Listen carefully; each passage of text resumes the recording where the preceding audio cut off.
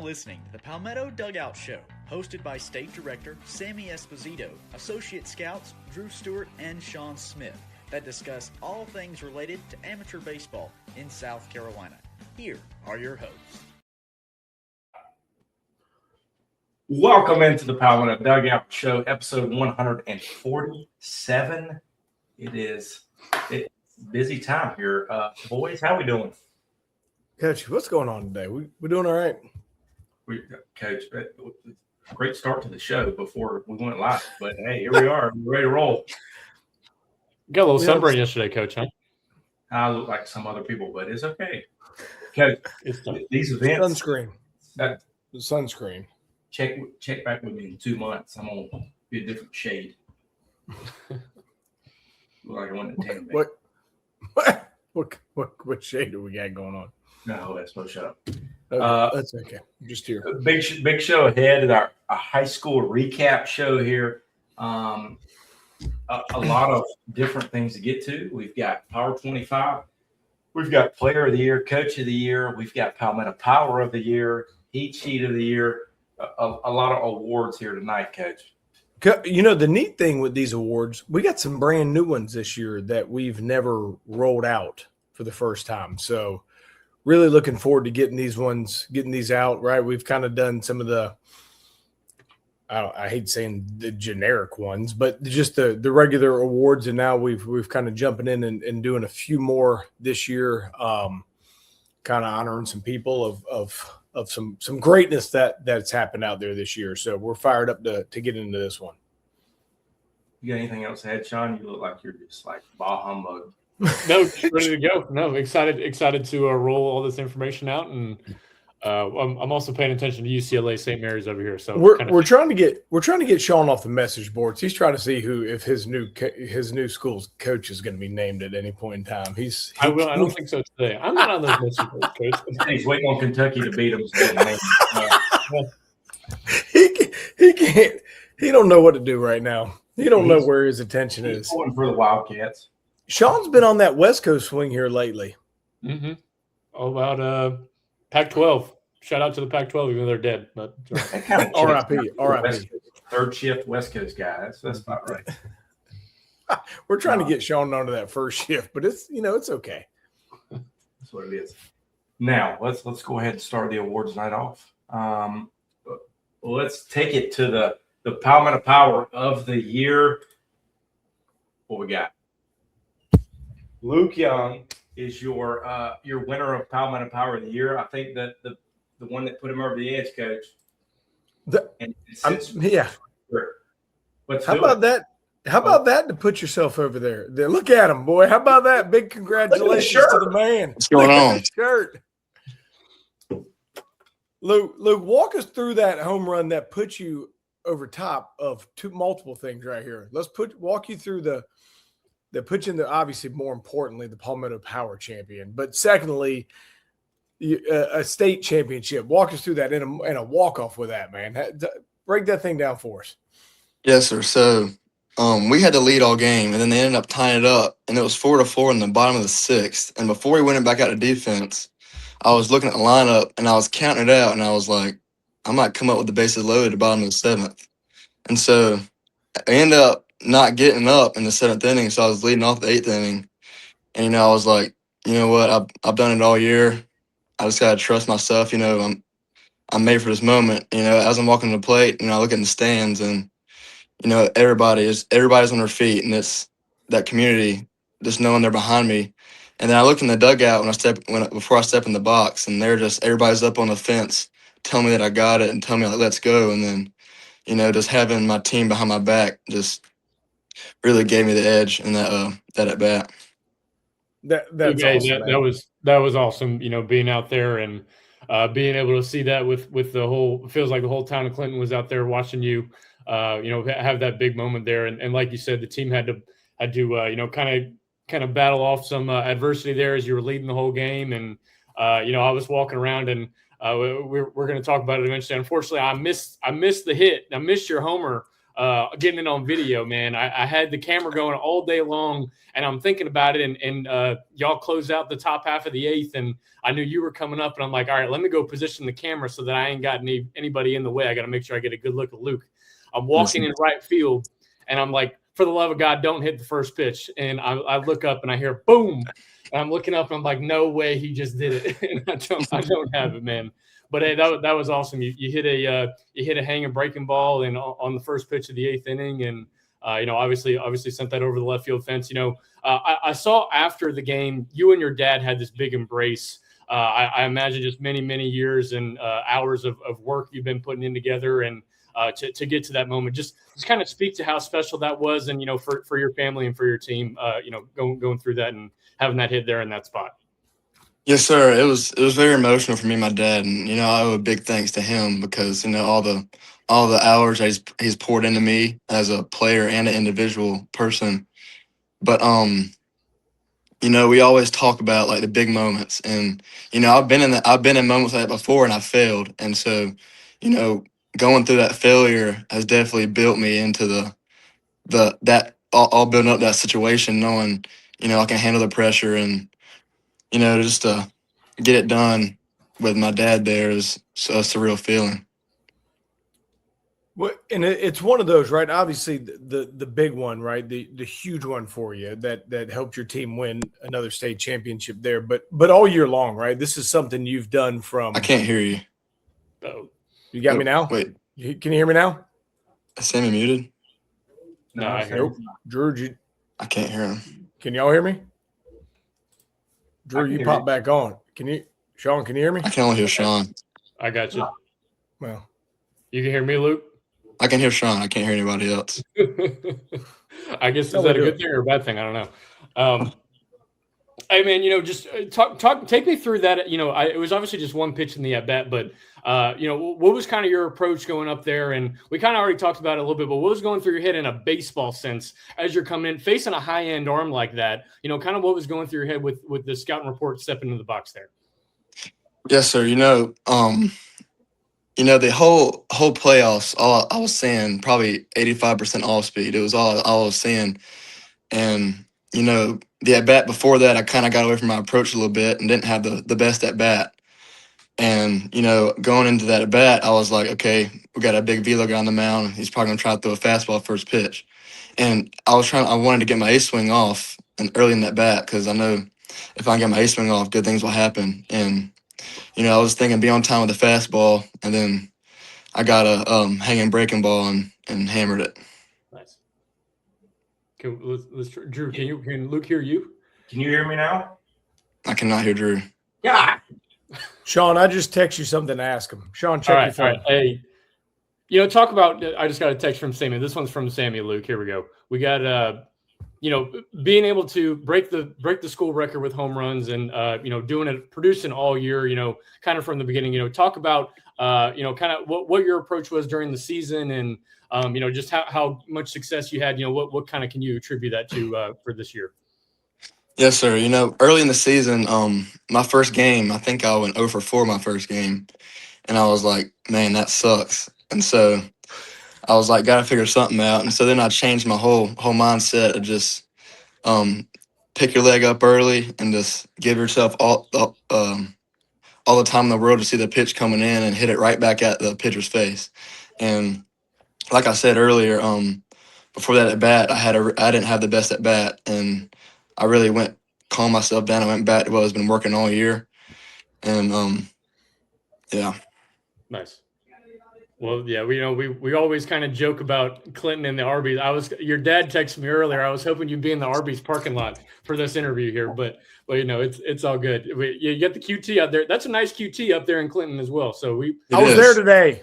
Sam said he was out there today. So we're that's a great little spot. Talk about kind of the community of the crowd that was there for you, backing you guys up. Obviously throughout the year, but especially towards the playoffs when it feels like basically everybody in the entire town was out there. Talk about how special it is to do this for the community.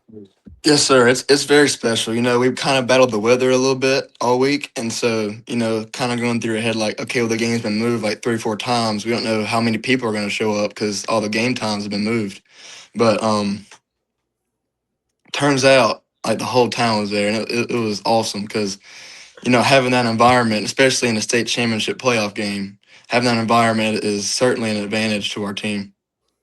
Yeah, absolutely. Well, congratulations, Luke, on obviously the state championship for your team, but individually, breaking those home run records and absolutely leaving your legacy on the Clinton High School baseball program as a whole. So, congratulations to you and all of Red Devil Nation, and look forward to seeing where your next move is. All right.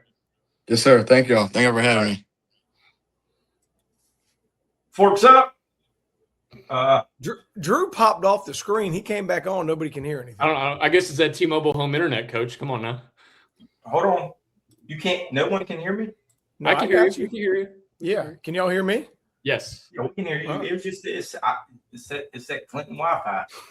Boy, they're still on that. I am a little closer. I am a little closer up here to them, so maybe that's what it is. That Arby's that is blocking that DSL trying to get up there. Y'all don't know nothing about that. Y'all too young for that. But it's he's on that AOL Messenger trying to get out there.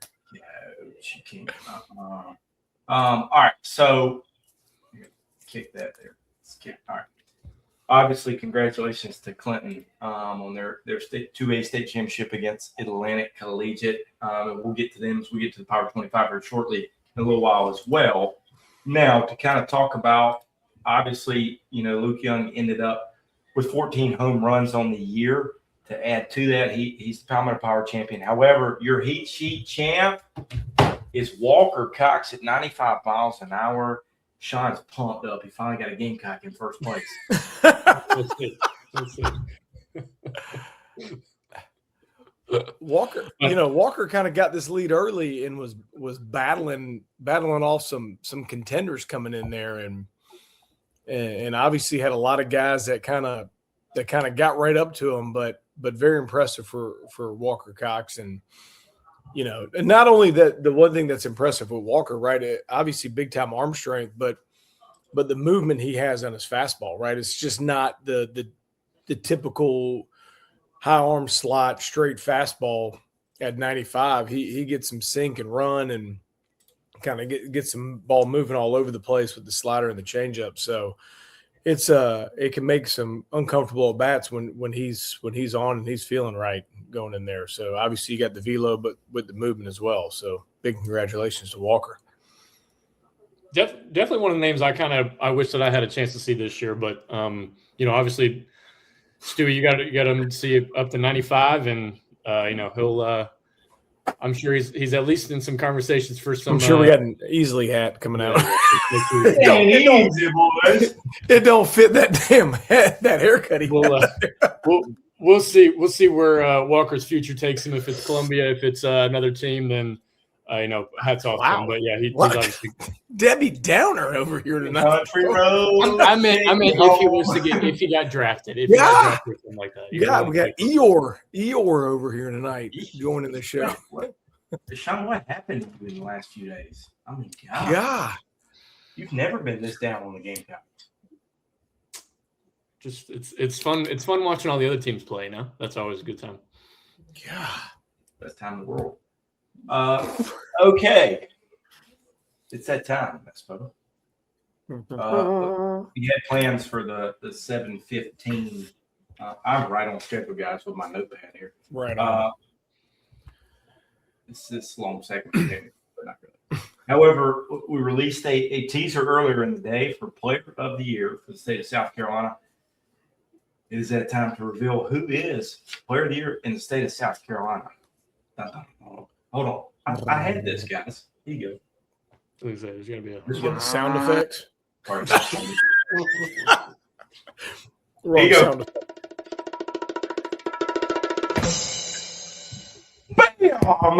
Ty Marchand from James Island Charter is your South Carolina Prep Baseball Player of the Year.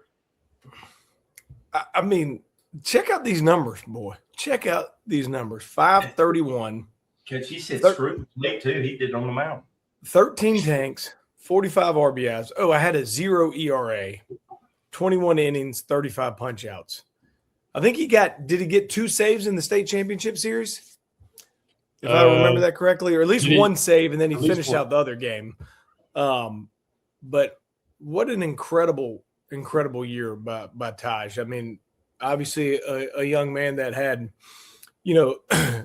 big hopes for the year for him and his team, and obviously his team did it again this year. But with all the eyeballs on this young man from the professional side, and all the hopes for everybody, for him to help lead his team off to another championship and to perform like he did, incredible. I mean, I was lucky enough to watch them play probably the back end of the year, and the amount of – it's not even area scouts. The amount of shot callers from major league teams, from scouting directors to assistant scouting directors to GMs that were there to watch this guy, and the pressure that's on him.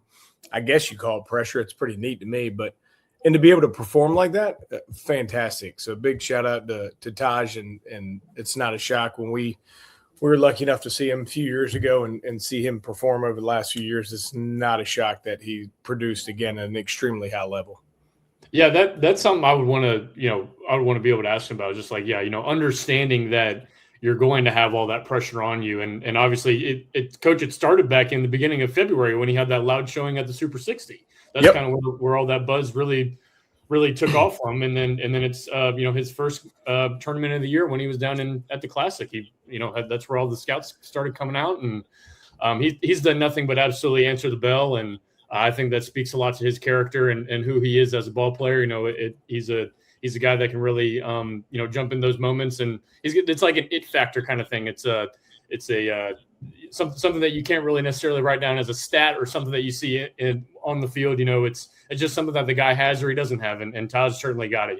Whether that's on the mound and being in the low to mid 90s, and bringing in some heat at the end of the games and closing out ball games for him, or obviously with the power and the hitting ability as well.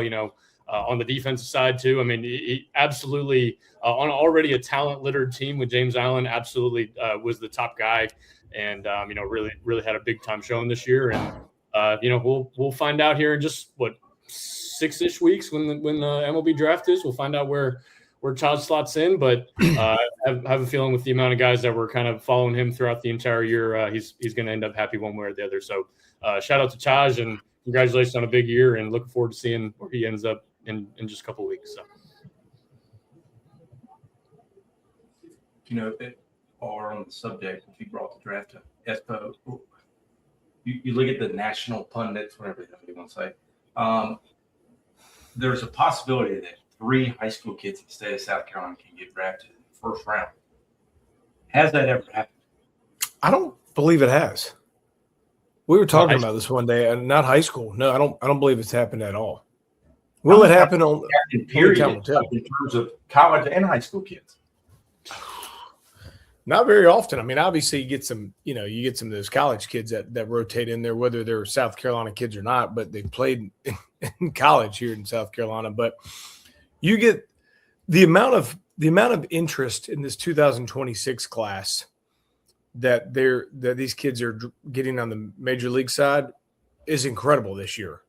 Obviously Taj, Carson Bowman, Bolo, Rance. We can just keep littering going down this list, and we're going to name a lot of these players here in a little while. I don't want to kind of get into it, but right, you got Slade Bird going in there. Charlie Scott's getting a bunch of interest. You're getting a lot of these players that are getting tons of interest. Palmer Hornick getting some people going in there watching. Like it's been a banner year in the state of South Carolina. And it's neat for us to sit back there and watch and see how these players, where they came from, and see go through the recruiting process.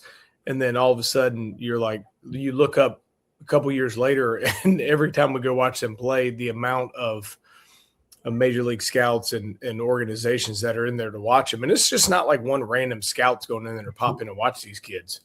Banks Wickersham down there at Fort Dorchester. I mean, it's a lot of guys that could have an opportunity to get their name called. Whether they sign or don't sign, that's whatever. There's a lot of things that go into that. But from an opportunity to get your name thrown in the hat and have these people come out and watch them, it's been a banner year for South Carolina. So it's been fun. And luckily, I guess selfishly for us, we got a chance to watch a ton of these kids play on that first ever South Carolina only future games team we had down there.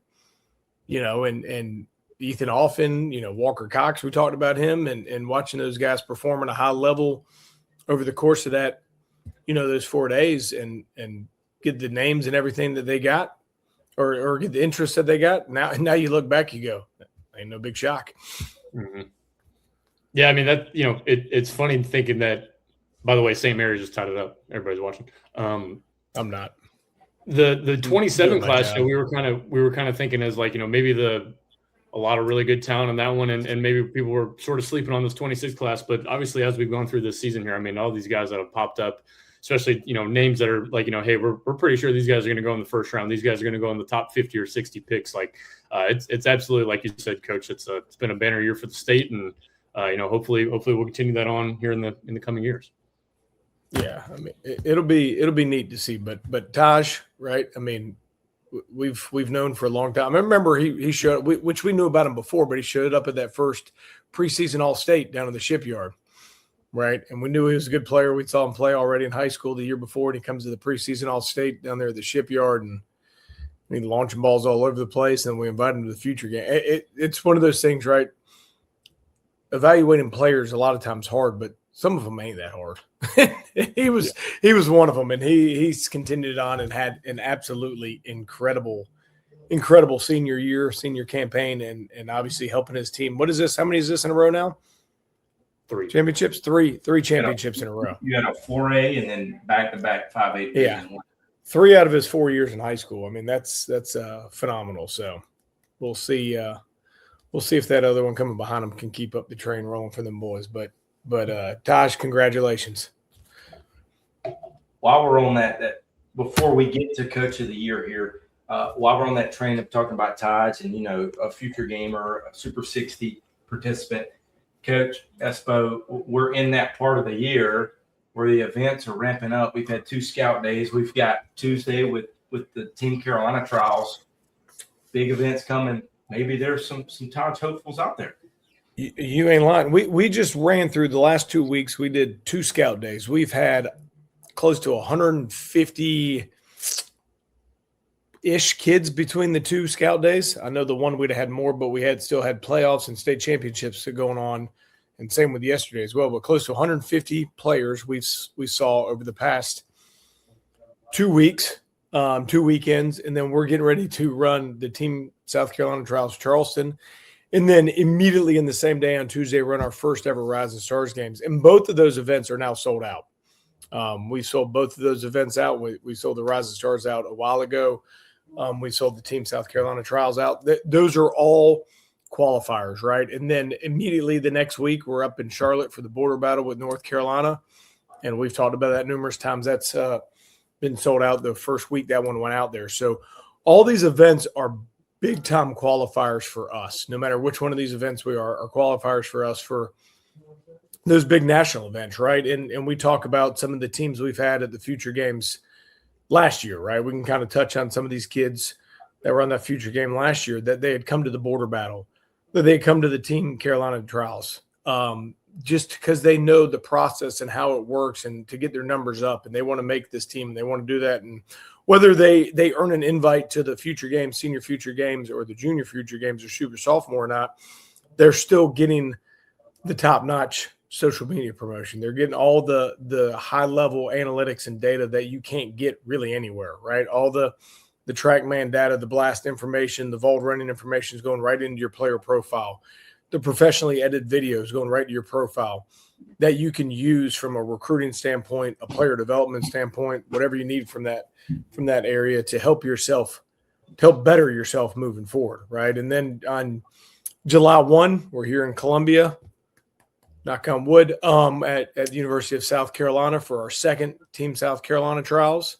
And that's always been one of our bigger ones. The timing of the year helps. That's kind of right around getting close to a dead period, and a lot of tournaments are kind of winding down before that dead period. And then July 14th, we're up at Wofford for our last Team South Carolina trials, and also a Rising Stars ID. So those are Those are all big events. Those are all big qualifiers that allow us selfishly to see as many players as we can, right? We talked about the 150-ish players we saw the last 2 weeks. Tuesday, we're going to see close to, Sean, 90 kids on Tuesday.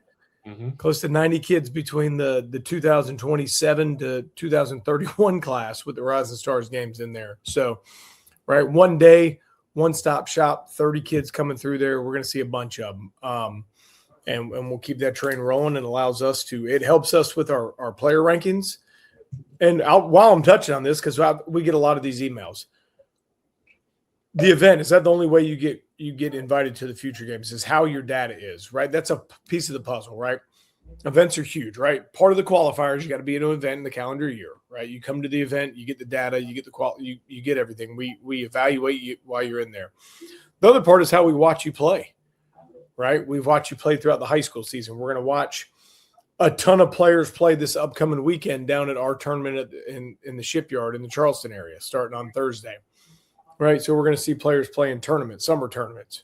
We saw players play throughout the summer or throughout the spring, and then we're going to see players obviously throughout our events, and we have multiple events that have gameplay as well. So we take all that and put it in there and try to help us evaluate and have the best players with the roster that goes for it, right? While we're on the topic of the future games, it's a 25-man roster. We build out a team, 3 catchers, 12 pitchers, 4 or 5 outfielders, depending on how it shakes out, 2 to 4 corner infielders, depends how that roster shakes out. And then, the rest 3 or 4 middle infielders, how it goes. So, it's a true 25-man roster. And then the junior future games, a 16-man roster. That one's a lot more, right, 2 ways because of that age group. And then our senior future games, right, that 27 class this year, it is a split roster with us in North Carolina. So we will get about 12 players for that. So 12 out of the 25 will be from the state of South Carolina. So it's very difficult to make these rosters, and there's other ways to benefit yourself, but those are kind of how we go about it. So we're fired up to get rolling and knock on some more wood. That weather is beautiful and sunny, and Drew's face is beat red again come after Tuesday, and no rain, and we're good to go. Sean, anything else to add? Are you good?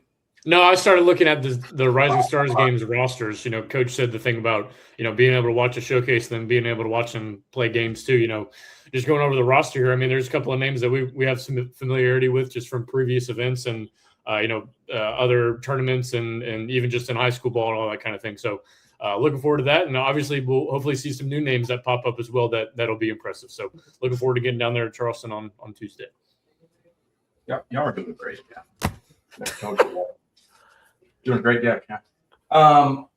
Now, right on schedule, Coach Drewski. We are right on point. Like this is the best podcast ever, right here. And it's going to get really better here in a minute. Now, moving on to some more awards here. It's time to reveal the first ever Prep Baseball South Carolina Coach of the Year. Now, we had a lot of options here, but none better than Coach Dale Lever at Chapin on his state. How about this? First year head coach. He said, screw it. I'm about to say another word. He's going to go win a state championship. Coach Lever. I lost him for a second. There he is. Coach, how we doing, Coach? Oh, you're muted. No, we can't hear, Coach. Okay, Clinton and Chapin. We got this. If your town starts with a C, we can't. Oh, God. No.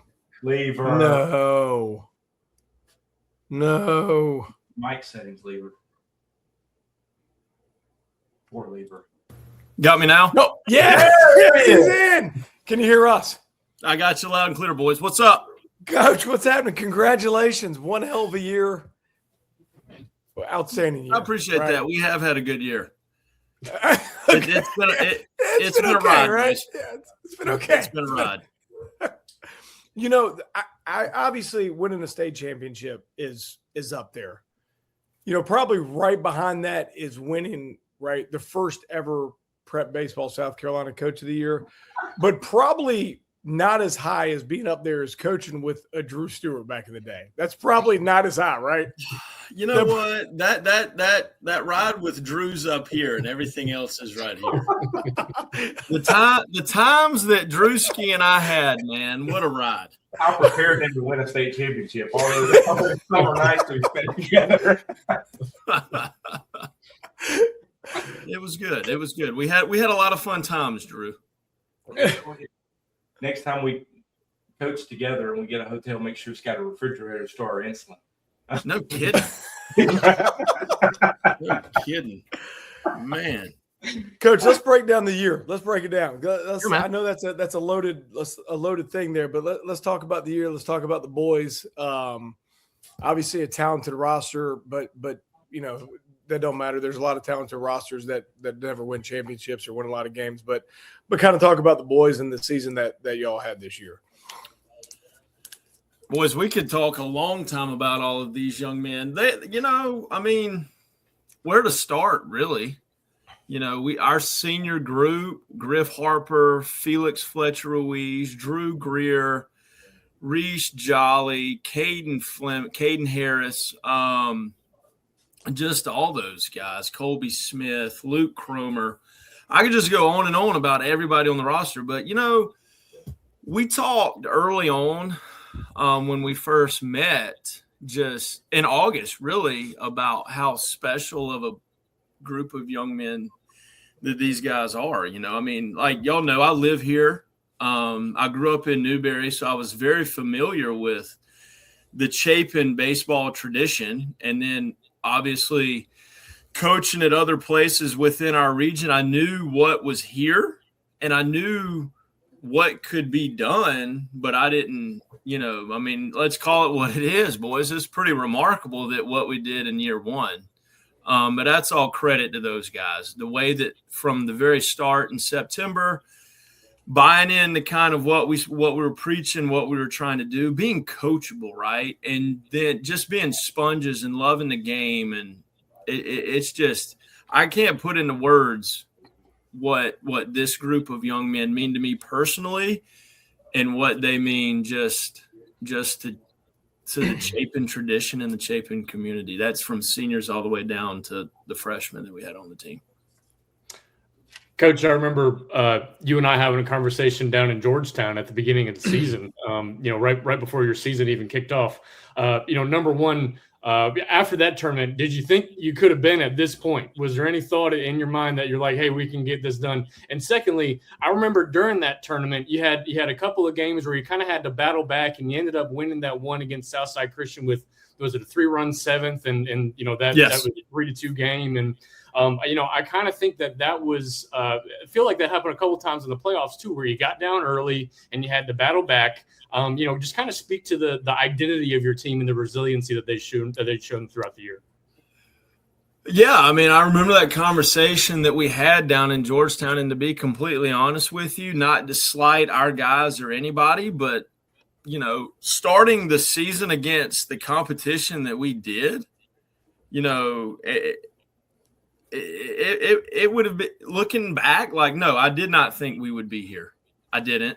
I thought we would be close, but like I said, I didn't think any of this would have happened in year one. But that just speaks to the young men that we have. Like, we took our lumps along the way. You know, we started out against AC Flora, state champion, right? And we, you know, first game as a head coach, the first game with the coaching staff and these kids, we learned a lot that game. And then we got after it the next day against Southside Christian. And yes, I believe it was it 2 or 3 runs in the seventh? I think it was 2-0 going into the seventh, and then y'all had a 3 spot. Yes, that's right. Yes. You know, and I mean, these guys they always thought that they could get it done, and they really started to buy into it. But yes, like with that game, because Mac Berry pitched very well, if I remember. And then they started the Will Fulcher, I think. Anywho, I'm getting off subject. But, yes, that game, I think, really kind of summed up our season, for a lack of a better term, because the amount of games that kind of followed that same script where we gave up a couple early and then had to fight and claw back to ultimately win. I think just kind of tells the story of the 2026 team. Is they never thought they were out of it. Now, I'll be honest with you, that took a little while for us to really figure out, because that Southside Christian game we came back and won, and then we played JI, another state champion, and then we finished with Stratford. So we played some very, very good competition, and then when we came back, we played Mid Carolina, and then we got straight into region play. And I think you could really speak to every single region game we played in. It was kind of the same thing. I mean, that first game against Dutch Fort, we had a rough third inning, gave up 5. But other than that, I felt like we were in every single game. A lot of them ended up being 1 or 2 run games. We had that one bad inning where we gave up a few runs and kind of self-inflicted mistakes, if you will, and then put unnecessary pressure on ourselves to come back and ultimately win. But I just think these guys, they're just warriors, man. They never think that they're out of it. They don't get rattled. That was my biggest thing, is they never felt, to me, just kind of looking at them, they never felt, and I never felt like we were out of a game. Like it was just one guy's going to step up that maybe hasn't stepped up before. It was always someone else that ultimately helped us be victorious. So I think that just sums up the team, is everybody was they were just loose, relaxed, and all, for the same purpose of just winning a ball game, get it to the next guy. So, I mean, this team, I can't put into words. Like I said, I can't put into words or really just, you kind of just had to see us, I guess. like the way we played, the way that we'd be down 3 or 4 runs and we'd come back and score 5 to ultimately win by 1. So, and that's what I said the other night. Just we had figured out 1-run games, whether win or loss. We were going to find ourselves in a 1-run game. And early to mid in the season, I'm telling them, ultimately it's who we are, right? We're not going to go blow people out or this and that. We've got to play this type baseball, and it's only going to make us better and only going to prepare us for the playoffs. And ultimately, how do we win a state championship? 1-run game. So that's it, man. Just their resolve and their willingness to be coached, and just the way they just relaxed and approached the game is something that I don't know that you can really teach. Coach, I got so many questions for you, but we'll ask those privately. I'm just kidding. Realistically here, being that first-year coach, the community, I see you post You, Me, and the Sea. How special was that community supporting you in that year 1 and leading up to a state championship? Drew, I love this place. And I don't say that lightly. This Chapin, this job, it's a dream job for me, man. To me, there's no other place, no other job for me anywhere. Like I said, like I've told you before, when we were coaching, I live here. I literally live 5 minutes from the school. My parents are still 20, 25 minutes up the road. My wife is from here. There was no other place. And through the whole process last summer, that was my thing.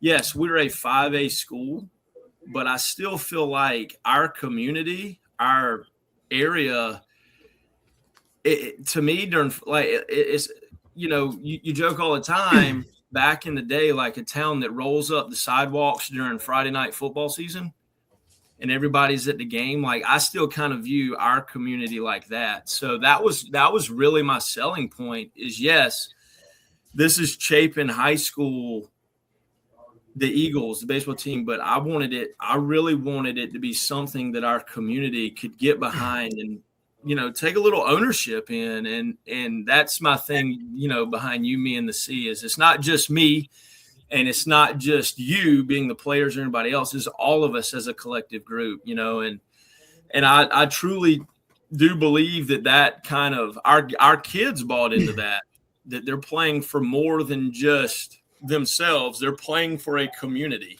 And then, our community starts coming out. The home playoff games we had, guys, I mean, it was packed. Thursday night against TL, and then last week against West Florence, and even the week before that against North Myrtle. Like, everybody was there. I believe, Sean, you were there for one of those games. So, like, I mean, it was unbelievable. We had people that are wrapped around the outfield fence, man. They are all over the place. But it gave them something to really be a part of. And that was my whole selling point with it is, yes, winning is important. And I knew that championships can be won here. But for me, it's how can we best represent this town, this community.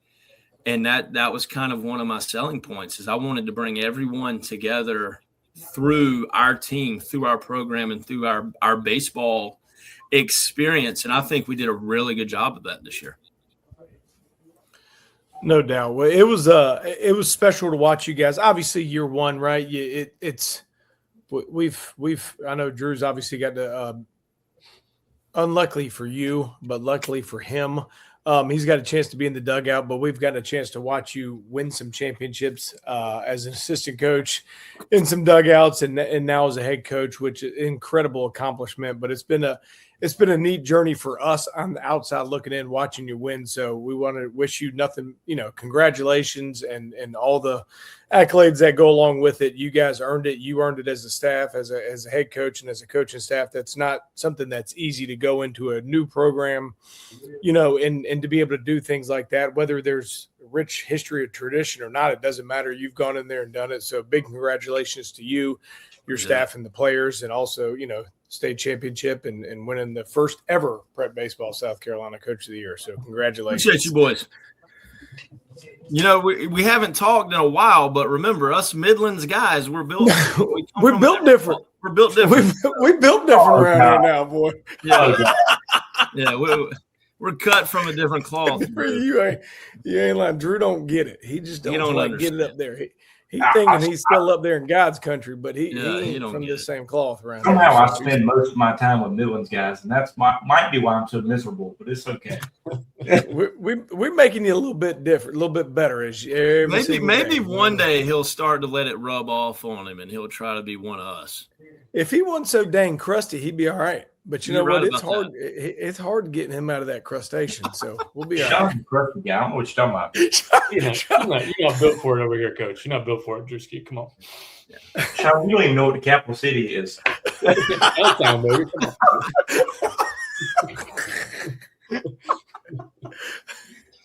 Coach Lieber, appreciate you hopping on. Maybe we can get you back for a pick'em in football season. Again, I'm waiting for the invite, boys. Well, you were driving in the car in the pouring down rain last time, so I wasn't raining. I was on Sunset Boulevard in Lexington with the sun right straight in my face. See, non-Midlands guy, you don't get it. They don't comprehend it. We don't. Yeah. No, I look forward to that, man. That was really fun. I enjoyed talking to you guys and the conversations we're trying to get you and Drew's football teams back on a better playing field so y'all can have something to talk about before we get you back. Include baseball too, I guess. I was gonna say both of those baseball teams as well. Built different, you know what I mean? It's really hard. I'm out of this one. Sean's moved to the West Coast. Yeah. Watch it on TV. Coach Lieber, we'll appreciate it. Me and you will catch up here soon. Sounds good, guys. I appreciate you, boys. Thanks, Coach. Congrats, Coach. Thank you. Look at all these awards we've got. Dude, we're killing it. First ever Coach of the Year. Now, Coach, we're sticking on that first ever. You ready? Let's do it. First ever. It is now time for the first. I'm 5 minutes ahead of schedule. It's time for the first ever prep baseball South Carolina all-state team. Never before. Let's throw it up. Well, hold on. Let me zoom up in on this thing, boy. If you're on Instagram, you can't see it, so I'm just gonna do it this way. A little better. Hey, This Now, right. Obviously, we made a team on this one. This is a tough one, right? We were talking about. We've all kind of had probably multiple different conversations on this one. Very tough. Many deserving players across the state, but the hell with it. We went with it. your all-state catchers, Luke Young, he's eating an Arby's sandwich right now. Banks Alexander, River Bluff, Banks Wickersham, got double Banks. Banks Wickersham at Fort Two Georgia. Banks. And Newt Henson at West Florence. Your infielders include Braylon Dean at Dorman, Bo Lowrance at Christchurch, Palmer Hornick at Dorman, stick with Dorman, Joseph Rutledge at Indian Land, Pfeiffer Glenn at Hannah, Trip Ostergaard at J.I., Roper Winsky at Flora. Your outfielders sticking with Flora here, Charlie Scott, Slade Bird at Hilton Head Christian, Camden Finley at Clinton. If you hadn't checked out that interview on Facebook, go check it out. God, that perm boy. Never mind. He back at Arby's too. I had to get Google Translate for Clinton to understand what Camden was saying. Ben Kusaba, Oceanside, Amari Counts at Blythewood. Your pitchers end up with Carson Bowman, Gavin Henderson, Mark Rivas, Matt Berry. Speaking of Chapin, Hank Driver at Dillon, 2-time player of the week. Tyler Hernandez at Florida, Liam Roberson at Indian Land, Connor Wells at Dorman. And then your two-way guys, Taj Marchand, Logan Newcomb, Parker Davis, Rylan Bullis, and Zach Perry. Coach, to add to that note, if you look at that list, now this is statistically speaking one of the top players in the state of South Carolina across all classifications. But damn, did we do a good job of our future games? Whew.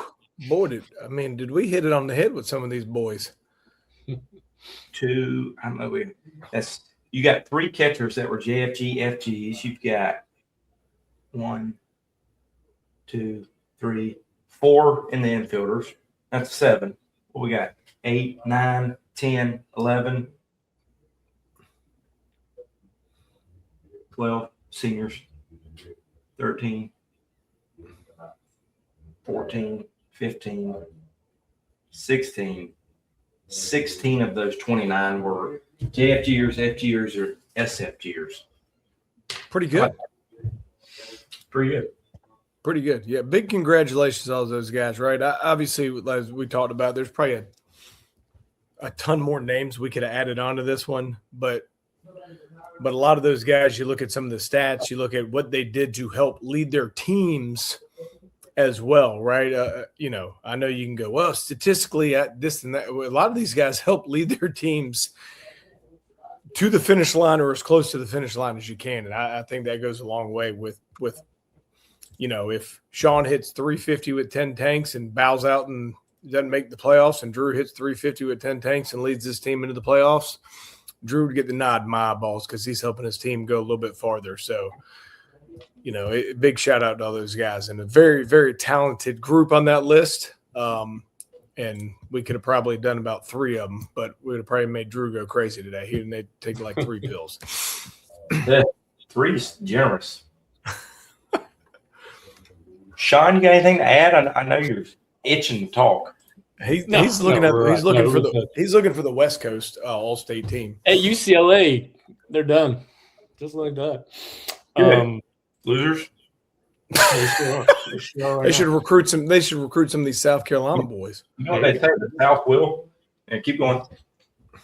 No, with that All-State team, obviously it's really exciting to be able to put that group of guys together, and obviously they've all had really, really good years. All those names that we've obviously seen at events and future games, and those high end things, and then obviously just in the high school ranks as well. They're all very well deserving, and we'll continue this on and see where all those guys kind of end up in the future. I have a feeling a lot of them are going to enjoy some success at the next level. So congratulations to all those guys on being named to the South Carolina All-State team by Prep Baseball, and we'll see where it goes from there. I think Braylon Dean would have won just based on the times me and Sean saw him play, and he hit like a home run every other. I think he hit 6 bombs, and we probably were there for at least 5 of them. Yes, it was incredible. Man, I'm over here scheduling post out. Sorry, guys. We do a lot of things around here. Now, it is that time as we start to wrap this show up here. It's that Power 25 time, boys. You know, a lot of people are going to be wondering what's going on in this number 1, 2, 3 in that ranks. Yeah, that's ooh. Let's do it though. Time. We just had a post go out on Twitter. I just got the notifications. Thank you. You're welcome, Coach. That's what I'm here to do. Your Power 25. It is that time. Your final release here. Let's get to it. Just like college football playoff rankings. Here we go. At 25, Latta comes in. Your 1A state champions. 24, East Clarendon. 23, Hilton Head Christian state champs. Carolina Forest at 22. And Gray Collegiate at 1. Big congrats to Latta for state champs down there, right? Yeah. East Clarendon, Cujo had a hell of a year. Hilton Head state champ. I mean, how about that? You get two teams in there at the bottom with the state championship. So speaks to some depth in this Power 25. Great collegiate too. That was a hell of a year being the number 1 seed there at the 4A level. And watch out. Yeah, what's going on here? Good. We're good. There you go. Shout out to Gray as well. Yeah. Moving on, 20 Bowling Springs, 19 Blythewood, 18 Oceanside, the 3A runner-up, 17 North Augusta, and 16 Fountain Inn. Yeah, North Augusta, obviously, Oceanside and Fountain Inn. We saw those guys very early on at the Shipyard Showdown. Knew those guys were going to have a great year. And North Augusta, right, kind of a talented team, kind of got a little bit of slow start in region play and came storming through the end of the year and then rolling into the playoffs and talking about beating that great team. But big shout out to those guys. Okay, Sean, thank you. You're good. 15 West Florence. They ran out of gas a little bit there. But they 14 They ran. 13 ran 12 TL Hannah, 11 Gators, River Bluff. We're talking about River Bluff. We've talked about this all the time, right? When you run into a Coach Bonnet team, right? We just might as well next year. It don't matter who's on that roster as long as he's the head coach. We should go ahead and just throw them in the top 10 to 15 every year. Mm-hmm. They find themselves right there. They were kind of where they were going to lump themselves in going into the playoffs, where they're going to get in, where they're not going to get in. They get in there, and damn, they take James out to the brink and about do it. So it's a one heck of a year, and same with Ren. Ren made that run down. Had a great year all year, and made a good run throughout the playoffs, and obviously ran into a buzzsaw with Flora. Same with Hannah, Coach. I mean, what were they, the 7 seed? Were they 10 seed or something like that? 10 seed. Yeah. Going all the way to the state championship game, and then obviously battled a team that, we were talking about it earlier, Drew. I think Chapin ended up winning 7 in a row to close out the year. So Hannah just kind of ran into a buzzsaw at the time, but yeah, that was pretty impressive from them boys up there, and Anderson trying to get it done all the way to the championship game. For all the comments saying, not right now, but throughout the year saying we don't know shit. On March 22nd, River Bluff was ranked 14th. So screw it. See? Pretty close. We got to tell you on March. Listen. 13 of the top 25 final were ranked preseason. That's over 500. That's good with me. You get it right. But hey, never mind. I can't say that right now. All right, let's move to the top 10. Here we go. You're keeping patting yourself on the back. Number 10, Collegiate, your 2A runners up. Sean, you got to see him 17 times. Yeah, sure. Well, just the one time, actually. Yeah, that Sean exactly. Taylor saw him 17 times. The other Sean. Shout out our Myrtle Beach guy, Sean Taylor. He went out and saw the Armada a number of times. Obviously, 555 times. Very, very talented team that had some new guys come in and made an instant impact, and ended up with the co-player of the year in 2A with Logan Newcomb doing it on the mound and at the plate in the field. And obviously Cameron Kraft is on that team, Jackson Myers, Eli Chowning, Kippy Beta, all those guys. I'm leaving off some names there, but even in the game that I went and saw the other day, it was a little sophomore second baseman getting it done. So I mean, that team was really deep and obviously very well coached and had a really talented roster to make it as far as they did this year. Hey, they're going to have some guys come back next year too. They're going to be very talented. They were preseason ranked number 5, so not much difference there. But they ran into the fighting Arby's. So when you hit up that Arby's melt, it's a hard thing to overcome. I got something that beats Arby's. I'll get to it when we get Clinton. Tell you the story in a minute. Number 9, the Spartanburg Vikings. Coach Dyer. What a shocker here. Spartanburg was not ranked in the preseason. They got as high as 20th in the early April release, but they made quite the run, defeating some very talented teams in playoffs. And big shout out to Coach Austin Smith for calling him the sleeper right there. Mm-hmm. Right. Very, very talented young group. And this would be one to be on the lookout for years. A lot of young guys. Years to come, not just a couple years or 1 or 2, for years to come up there in Spartanburg. Very talented group. Coach Dyer doing an outstanding job up there and obviously getting those guys rolling in the right direction. So very talented group and looking forward to obviously making a deep run this year and looking forward to see how they keep rolling into it next year. Hopefully we get to see them very early next year. That's the plan. Fingers crossed. We'll see what happens. Ooh. Oh, Sean's got excited. Sean don't know. Dun. I'm not plugged in like y'all. Coach Dyer's he was in Union County, so he's close to the Richburg Rockets. It's just something about that. I'm telling you, he got that blood running through him. He's built different. He damn right he is. He built different than the Millers boys. Your number 8, Hartsville, the 4A lower state runners up. They had a great battle there with the Airport in the lower state championship, going to 3 games. Another team that kind of we had them preseason ranked 28th. Now they did get up to number 14 previously, but they shot up because Hartsville. Coach, this is the team I feel like we sleep on a lot that ends up near the top. Are they ever like not really in it at the end of the year? It feels like ever since I've been over here and working with y'all, I feel like Hartsville's been right in the middle of it. So yeah, Red Fox is in really nice field over there too. And we had one of our interns went out there and watched a couple of games of theirs in the playoffs, and those Red Foxes they're always barking. Is that what a fox does? Fox bark? I don't know that a fox barks, buddy. I think they hiss. Oh, what does the fox say? Oh my God! We're like your kitty cat behind you. Did he just drop?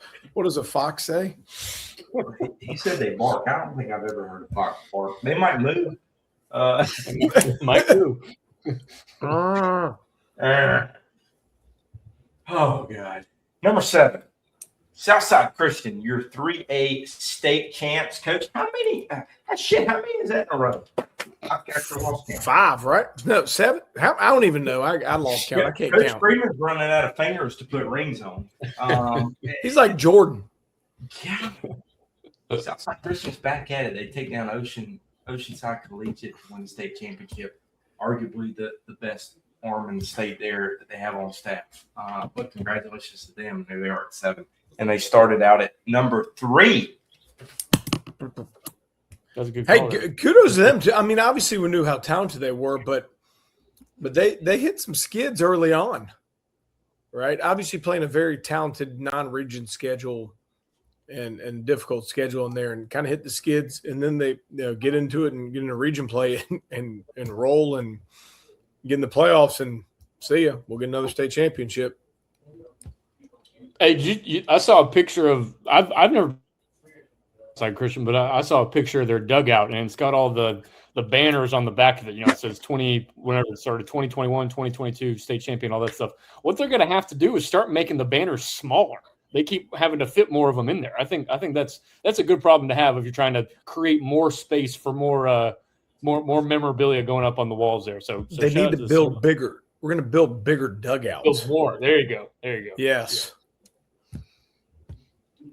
They're going to put Coach Brakeman. They're going to put a statue of you out there. It's okay. We'll never lost. Never mind. Keep going. It's a good time to become just the AD right now.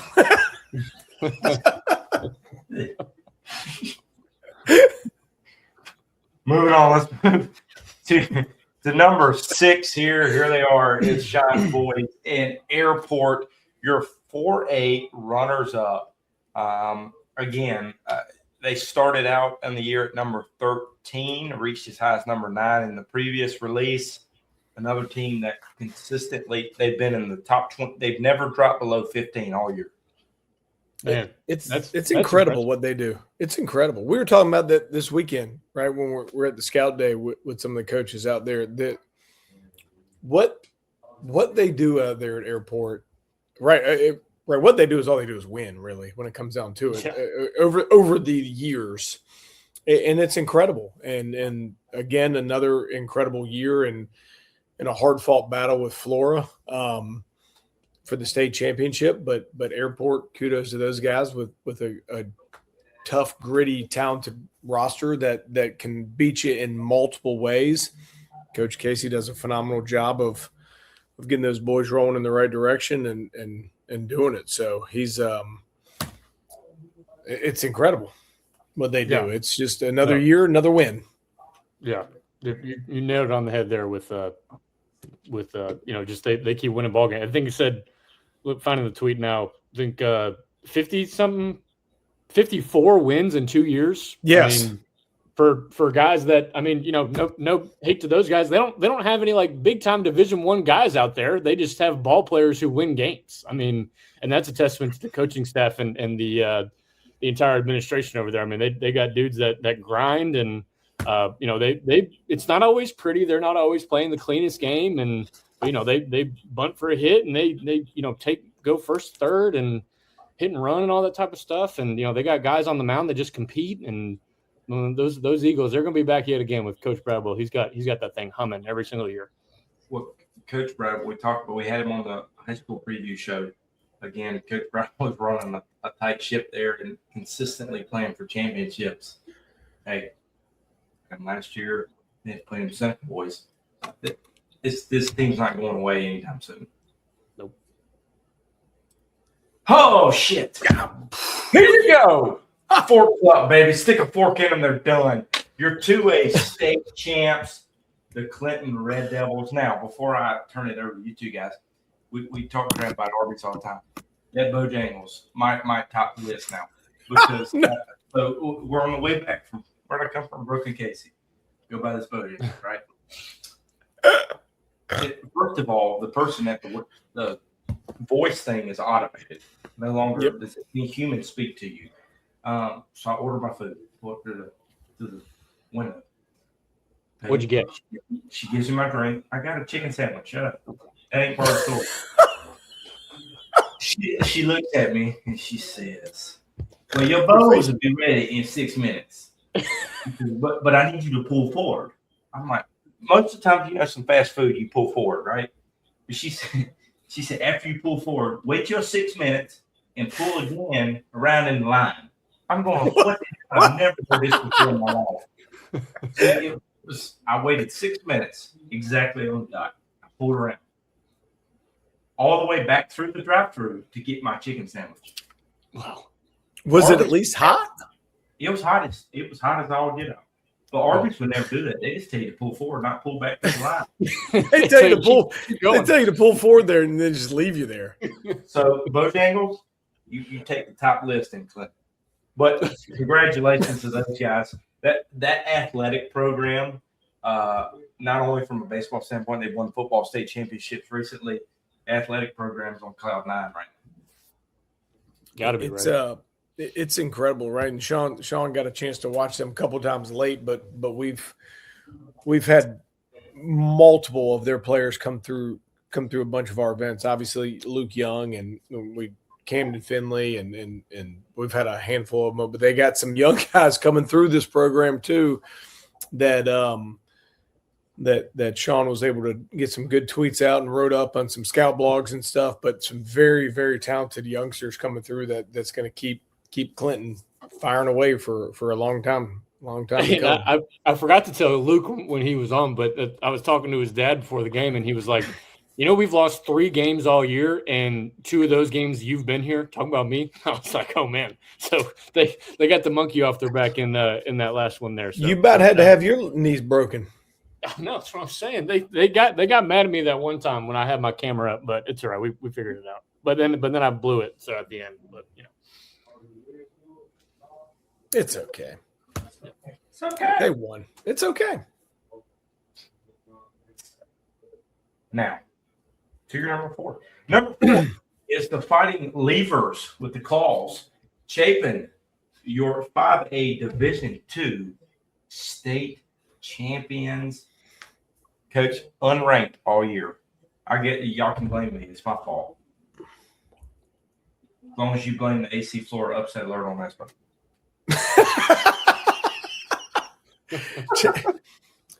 Yeah, I mean, obviously we kind of knew a decent amount about their roster, right, coming into the season. Sean got to see him early on down at the Classic, and we can blame Sean because he came back immediately and told us that they were garbage and we don't need to rank them at all. So Chapin, blame all your hate to Sean of why you weren't ranked all year long. But obviously going in the year, we knew, right, they had some headliners, right, and they had some guys, kind of trending upward. And obviously what Coach Lever did and his staff did over there and getting those guys to believe and roll in there. So big kudos to the boys up there at Chapin. Yeah. We'll see. They got some arms that are coming back too, Coach. It's going to be a dangerous staff, I think, next year as well. Especially those guys taking another leap. I mean, obviously headlined by Mac Berry and, Cooper Derrick was rolling out there. He was in the upper 80s, and we'll get to see him in a couple of weeks here too. So, we're going to be high on the Eagles again next year. And don't trust what Coach Lever says at the beginning of the year. I was basing that off what he said. So, did you just say repeat? Did I just hear you say that right now? Mark it down, Drewski. Mark it down. May 31st. Sean says repeat. Sharpie. Well, hold on before you get to that point. Sean has been called an idiot and a moron in the Instagram comments. Recently? Damn. Sean, it's okay, Sean. Guys, I was joking. Sean never said that. I mean, we're getting raked over the coals for putting Chapin at number 4. Is that too low or too high? They're saying they say they should be number 1. Okay, I got you. We'll get to who is before Chapin here, and we'll tell you why. Because that's what we do on Print Baseball South Carolina. Boom! Wow. Whoa! What happened here? What happened? Dorman at number 3. They were number 2 in the preseason. They were number 1 the rest of the year. They are your 5A Division I runners up. Espo, what the hell did you do? The Heliante happened here. So I thought, Sean had lost or watched 2 of Clinton's 3 losses. At one point in time when Dorman only had 2 losses, I was there for both of them. So I thought I was about to get run out of Roebuck up there and not being allowed to come back in there. But obviously a uber talented team, Coach Jolly with another incredible coaching job and going to a game 3 of the 5A state championship. People are going to go, wow, who's ahead of them? I guess you'll find out here sooner or later. But obviously a very talented group that did it from the beginning and ran it all the way up to the very, very end and just came up a little bit short on the state championship. But we got an opportunity. I don't even know how many times we saw them play this year. 7+ times, 8+ times. I don't even know what it was. We saw him in 2 tournaments early. Yeah, we saw him in 2 tournaments and saw him in other individual games throughout the year. So we had a really great feel of obviously all the talent running around on that field. And I mean, arguably one of the best hitters in the state with Palmer Hornick over there. You got obviously States Far was manning the shortstop going to Coastal Carolina. Obviously headliner with Connor Wells on the mound, then also Brennan New. Braylon Dean we touched on earlier, and then obviously the superstar freshman with Carter Nash, that he's been in high school playing. He's a freshman, but he's been playing on Dorman for 2 years. I feel like he's been already been there for 5. But uber talented team that not everybody can be 1 or 2, so somebody's got to be 3, and Dorman rolls in there. Yeah, I mean the Cavs are super talented, obviously led by senior Palmer Hornick and States Far up the middle, pretty darn good middle infield. Only maybe to be beat by the team that outlasted them in 3 games in the state title series. Obviously with Connor Wells, the high end left hander, and Brennan New was on the mound for a while, and unfortunately got banged up a little bit at the end of the year, but had a couple other guys, Logan McGarity, senior, Christian Musselwhite on the mound, Cooper Hornick as well in there. Dorman was a really, really talented team. And Braylon Dean, obviously, he was a senior that kind of popped up that we hadn't seen before. But Dorman was really, really talented and was holding down our number 1 spot, Drew?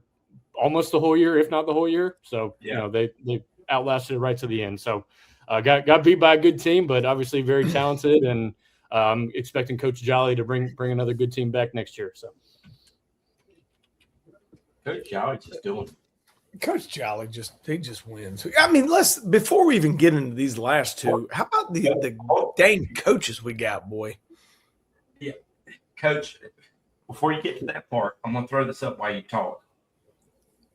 There's 2 teams left. We got a 1 and 2 spot. They did play each other. They did early. We got James Island and AC Flora. It is your time to vote. Let's see if anybody's listening. Who you think is going to be number 1? But according to the Instagram comments, we have input here. However, we're going to let people vote for a few minutes while Espo talks about these coaches. I mean, I know every state is proud of their state, but I mean, we were at a tournament earlier, Sean, this year. We had 3 coaches in with over 600 wins. Mm-hmm. At the Forest Acres Classic, I believe. I mean, it's phenomenal. And we're about to get to 2 more teams with their coaches and the amount of state championships and the amount of wins and players that they've produced and sent on to the next level and sent on out into the world. It's something that I know I think we're extremely proud of here at Prep Baseball South Carolina, that we get to go out and cover these coaches, and not just Dorman or, when we get to, the next couple schools, or, we talk about, Coach Lever just kind of really starting his journey as a head coach and already gets a state championship under his belt. But, you got Coach Hucks, you got Coach Bonnet. We can go down the list, throughout the way of all these coaches in the state, and what they've done is incredible. And to be able to keep doing it year after year and helping these guys get off to the next level and helping them perform and produce of what they do, and then winning on top of that is incredible. So we're lucky to be around such awesome individuals that help their schools and help these young men continue on. Yeah, absolutely. And we'll be interested to see where how Coach Halley takes that next group up there at what's the one called, the charter school they're turning into up there.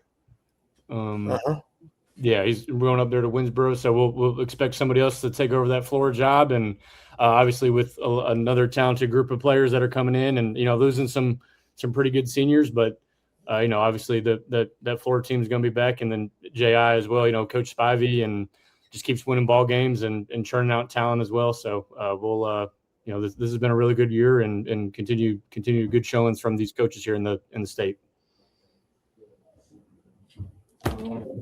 Drew, I think it's pretty split, but I think the nod has gone to Flora so far with all the players voting, all the guys voting. Who gives a shit? Let's find out. It's that time. I'm sure. We currently have 80 people live on Instagram. That is not including what we currently have right now on the stream. This is getting fun, guys. Let's do it. Here we go. Number 2, who we got? State of South Carolina is AC Oh, your 4A state champions. Now, they ended up preseason. They were ranked 23rd. That's because Coach Espo wanted to sandbag me. But they ended up 5th the next week. So screw you, Espo. But I just want to make it very clear that Espo put them on upset alerts. That's why they won the state championship. Coach Winsky, Coach Scott. That's you can thank Sammy. Sometimes Drew gets a lot of the hate. I was, sometimes he runs his mouth a little bit too much on these things and gets a little hate when he goes out to a game. But it's also fun to throw something out there and shows that people are paying attention to what the hell we're putting out there. But Coach Hallett, let's first of all congratulate him on the run at AC Flora, right? What, Drew, 28, 29 years at AC Flora, 8 state championships.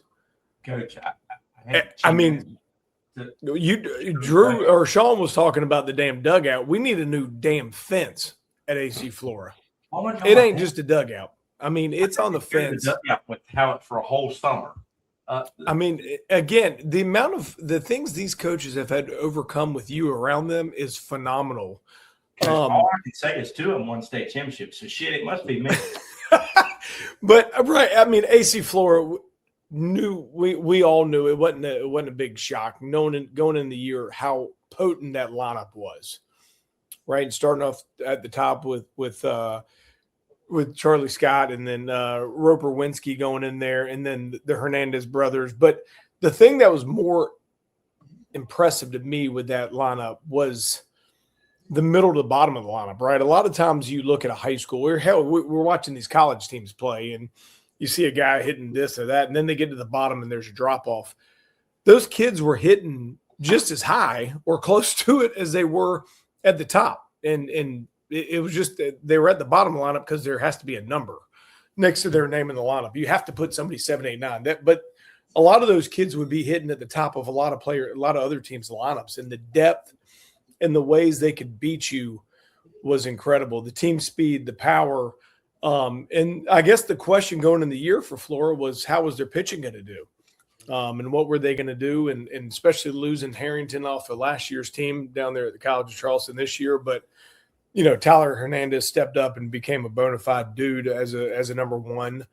And those guys were able to grow. And we always know, Hallett knows how to mix and match and do different things. And you got Lafitte throwing knuckleballs in there at people. Mm-hmm. I mean, it's incredible what they can do and a very, very talented team, but also to be able to get over that hump. They've had a couple heartbreaks the last couple of years at the early part of the playoffs, and those guys were able to just blow through everybody early on and get into it. So big shout out to those guys.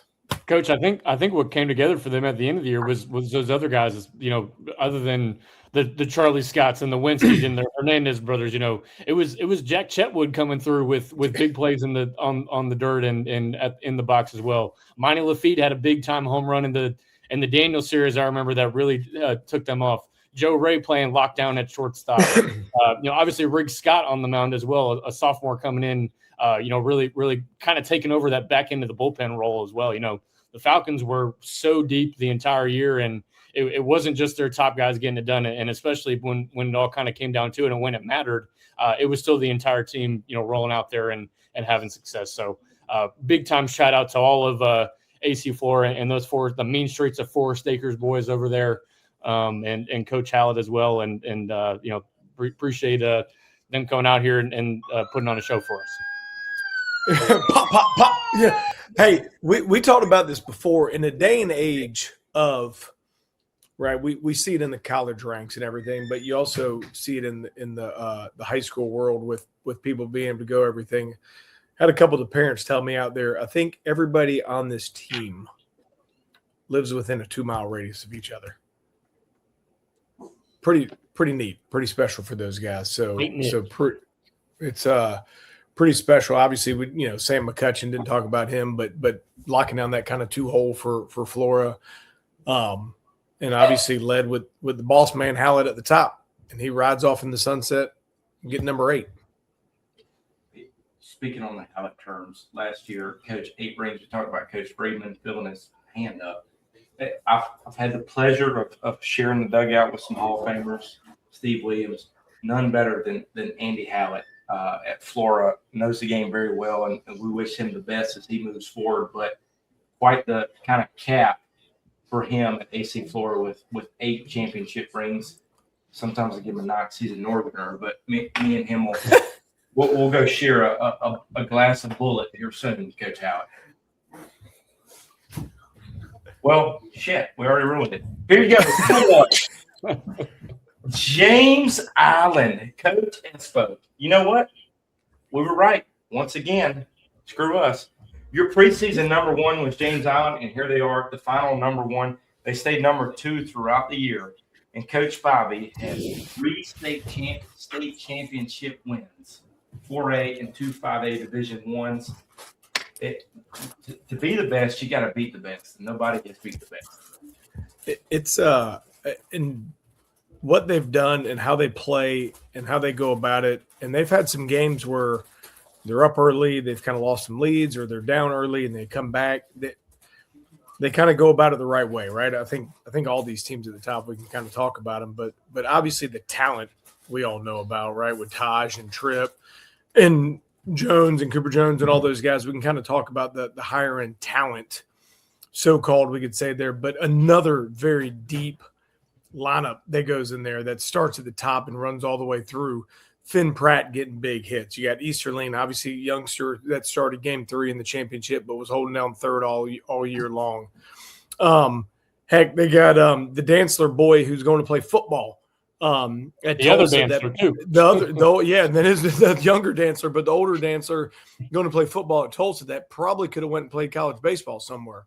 But it's a tough nut, gritty team that does all the little things the right way. And Coach Bobby, it is you can kind of tell, you can see how they kind of go about it, how they run stuff, and how they practice and do their BPs and go about it every single day. And those guys are doing the little things the right way. And the one thing that's impressive to me, right, you see a lot of talented players out there. We see a lot of these higher end guys, but these high end talented net players know how to play the game, right? It's the same way with Flora we talked about earlier. A lot of those guys are talented players, but they're baseball players. Taj, we had a chance to watch him the future games a couple years ago, and the tools stood out, but we watched him as a baseball player. That really stood out. Same thing with Tripp, right? He knows how his ability, his tool set is through the roof and continues to climb, but he's a baseball player. And there's a lot of kids that don't really go. Tripp had to go over to play second base majority of the year this year, right? Well, he had Taj over there at shortstop, but a lot of times that's not easy for really talented players to kind of move away from a spot like that. And to him to do that, it shows the ability as a teammate, as a baseball player, how to do some things. And kudos to those guys however many, they barely lost any games. They've barely lost any games over the past 2 or 3 seasons, and 3 in a row, 2 at the 5A, 1 at the 4A. And, we'll see if this train slows down anytime soon, but I don't know about that one. And Coach Bobby, he does an incredible job. So kudos to James Allen and continuing to win. 100%. The coach, the thing that I noticed the most just watching him here at the end, watching him get a chance to play Dorman is, obviously after dropping that first game, but just the resiliency of that team as well, that, they can come back and win those 2 games. It's abundantly clear that there is a real buy-in to the program all the way through their roster. And it's a bunch of guys that play the game the right way, doing the little things. I mean, Coach Spivey's always got tricks up his sleeve, whether that's, moving runners, got first and third situation, trying to steal home, things like that, putting on bump plays and all that sort of stuff. So it's really impressive to watch a group of guys really come together and just continue to have this success that they've had now for especially the last 3 seasons, but for a long, long time now. And I would not bet against them coming up again next year. So shout out to James Island and all those guys down there. They're rolling. Hey, you know what? Where did we get it wrong? How did we get it wrong, guys? Who did we screw up out there? We screwed that up. I screwed that. Hey, what did we screw up? Coach, we screwed up. According to the fans, we screw up everything. That's how it goes. It's okay. Yeah. Welcome to our life. Let's see what we screwed up. Hold on, let's pull this up. I can find it. I'm never gonna find it. Okay, here you go. All right. Let's see how many times. 1, 2, 3, 4. Son of a biscuit eater. I was 5-1 in state championship picks. Ooh. Okay, screw you. So you're 6-0. Thank you. Sean, 5-1. No, I'm sorry, 4-2. Sean, you lost. Brittle was 5-1, and Austin was 1, 2, 4-2. Sammy, congratulations. You were 6-0. Thank you. Is that my second championship this year of the podcast, this calendar year? You did it before the year. But I didn't I win something in the fall? You never win anything. All right, hold on. This is what matters right here. You're champion. No one got the preseason 1A champion. Austin, Sammy, and Sean, you took Clinton. So there's one win for you. Austin, Drew, Sam. All right. I got 1. Sean's got 1. Sammy's got 2 right now. You took Southside Christian. Oh. Flora, yeah, Sammy's got 3. Sammy's got 4. Coach, 1, 2, 3. Coach, you picked 4 of the 6 state champions in the preseason. Thank you, guys. Appreciate that. Appreciate you guys. Congratulations on your win. I'll give you that win. We'll make a speech later on. We've been in here long enough, but that's we had a player come up to me at the end of the scout day the other day, and he's like, "Hey, y'all do all the preseason, y'all do all the predictions, right?" I go, "Yeah, that's us. That's us slappies." I said, he goes, "Man, I was really hoping y'all were wrong." We weren't. Coach Brittle goes, he goes to Oceanside. I go, "Yeah, we saw enough." I said, "We knew who you're playing. We weren't going to be wrong on that one."